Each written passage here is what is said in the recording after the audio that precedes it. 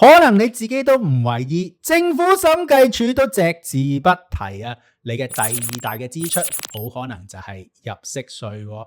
只要你嘅年收入咧係25萬以上，你嘅稅率咧就係會高達17%啦。所以咧一啲合法嘅避稅方法，我哋一定要識。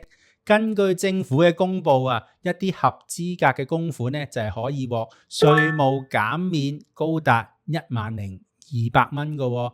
我而家咧就用一表就會列出年金同埋強積金自願性供款嘅分別俾大家。首先咧我就會講講年金，佢咧就係一個固定嘅供款。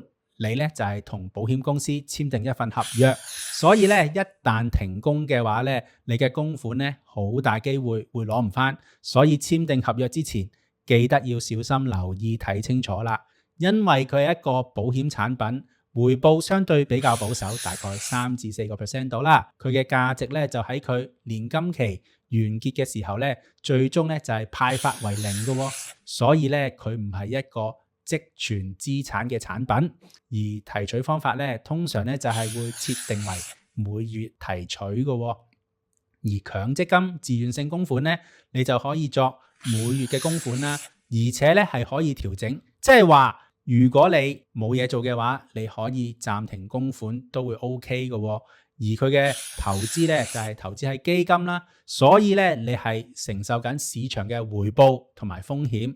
有機會會虧損，所以要小心。而佢嘅價值咧，因為佢係投資嘅產品啦，所以咧佢就係有積存資產嘅能力嘅。而提取方法咧，就喺你退休嘅年齡嘅時候咧，係可以作一次性或者部分嘅提取。